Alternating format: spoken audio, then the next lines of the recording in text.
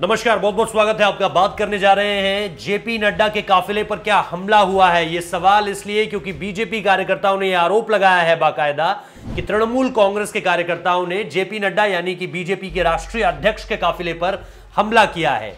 यह हमला इसलिए भी जो है इस वक्त पे सुर्खियां बटोर रहा है क्योंकि बीते दिनों आपने तेजस्वी सूर्या के बयान सुने हो, जो कभी जो हावड़ा ब्रिज है उसके आसपास बैठ जाते हैं प्रदर्शन के लिए और वहां से फिर कहते हैं बीजेपी के कार्यकर्ताओं कि चलो अब यहां से मुख्यमंत्री ममता बनर्जी के घर तक पूरी तरह से एक पैदल प्रदर्शन होगा, जिसको लेकर के कभी टीएमसी के कार्यकर्ता उनसे भिड़ते हैं तो कभी पश्चिम बंगाल की जो पुलिस है वो उनसे भिड़ जाती है पूरे तरीके से।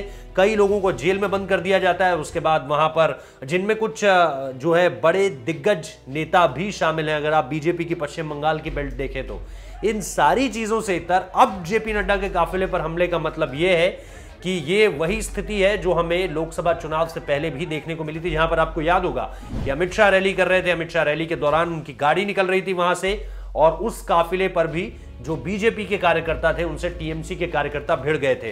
यानी क्योंकि अब 2021 में पश्चिम बंगाल का चुनाव है और यह चुनाव कहीं ना कहीं तय करेगा कि 2022 में यूपी में क्या होगा और फिर इससे इर्द गिर्द जो है यह भी पता चलेगा कि आने वाले समय में किसकी सरकार बन रही है।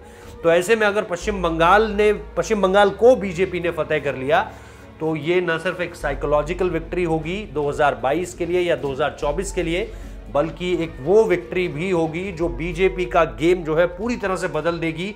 अगर आप उसकी लुक ईस्ट या लुक साउथ वाली नीति को देखें, लुक ईस्ट का मतलब कि अब आपको ईस्टर्न स्टेट्स पर ज्यादा से ज्यादा सीटें हासिल करनी है, जैसे असम को लेकर किया या फिर एक तरह से अब बिहार में भी बीजेपी जो है वो अपने आप को पूरी तरह से अंडर कंट्रोल कर चुकी है।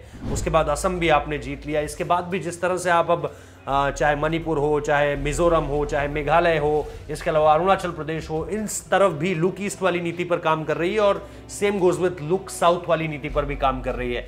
इसी वजह से आपने हैदराबाद जो अभी चुनाव निपटे हैं उसमें आपने देखा कि किस तरह से बीजेपी ने अपनी जो टॉप प्लेयर थी, जिसमें अमित शाह का नाम है, जेपी नड्डा का नाम है, स्मृति ईरानी का नाम है, उनको भेजा होता, सीएम योगी का नाम है जो स्टार प्रचारक के तौर पे वहां पर गए थे, इन सारे लोगों को भेजा था।